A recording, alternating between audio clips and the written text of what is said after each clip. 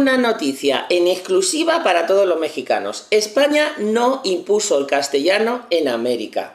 Y tú dirás, ¡qué mentira el hispanista este, el gachupín, que ya están con sus cosas! Vamos a ver.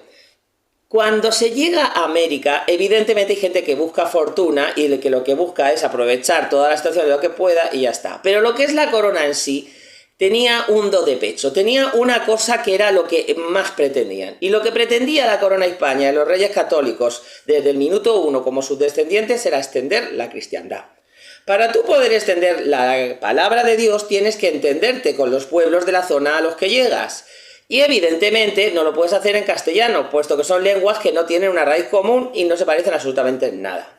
Entonces lo que van a hacer los españoles es crear la gramática del náhuatl, porque el náhuatl en ese momento era la lengua franca de la zona, era la lengua que más pueblos conocían. Evidentemente, ni que decir tiene que siempre que hay un impacto cultural y una caída de fronteras, las lenguas minoritarias van a sufrir y que evidentemente se tuvieron que perder un montón de idiomas, sí, eso es inevitable.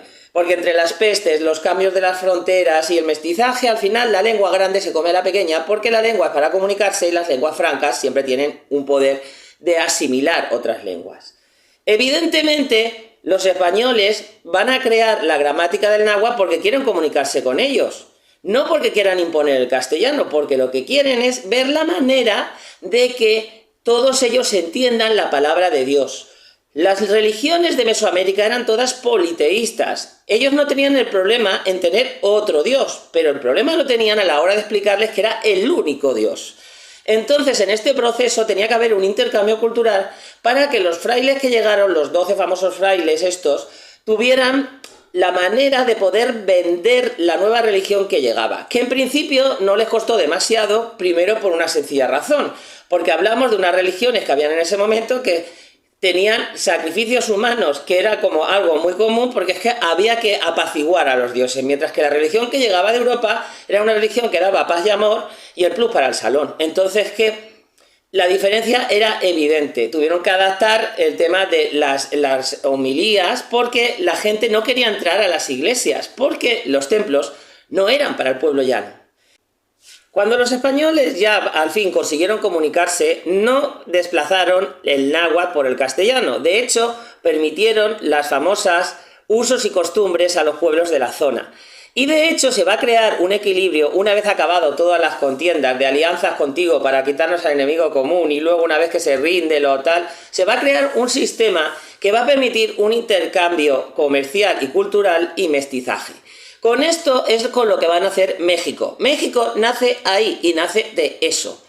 Y el español se va a convertir evidentemente en una nueva lengua franca, pero no es todavía la lengua franca única, porque la gente de las tribus y de las zonas y de las regiones, los pueblos originarios van a seguir usando su lengua, porque además los españoles van a aprender a manejarse con ellos, va a haber traductores, incluso en las universidades va a haber cátedras de estas lenguas, es decir, que todo eso de que los españoles imponieron el castellano no es cierto. La mentalidad de que el castellano, los idiomas son fundamentales para crear una nación no existía porque no existían las naciones. Las naciones surgen en el Estado-nación moderno con la Revolución Francesa. ¿Cuándo nace México? Tras la Revolución Francesa.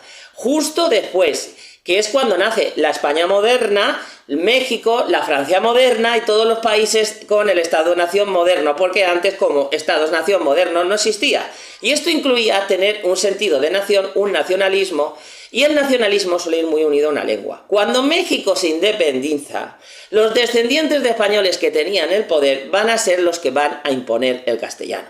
Y lo van a hacer con mucha intensidad. No solamente van a imponer el castellano, sino que ven a una amenaza a los pueblos originarios. Porque entre ellos seguían sin llevarse excesivamente bien y seguían teniendo identidades bastante propias. Así que lo que van a intentar es erradicar esas identidades y esos idiomas para que solo haya un idioma y se crea un sentido de nación, el de México. ¿Qué se va a hacer con la historia de que México viene de los mexicas y tarará, tarará, tarará?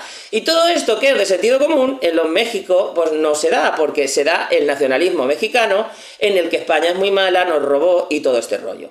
Entonces, cada vez que digamos que España impuso el castellano, no es verdad. El español lo impusieron los mexicanos, el Estado-nación moderno de México, y la represión a los pueblos originarios, en muchos casos, la mayoría, porque hubo pueblos y pueblos, esto siempre lo digo, que no hay un único pueblo originario, hay muchos.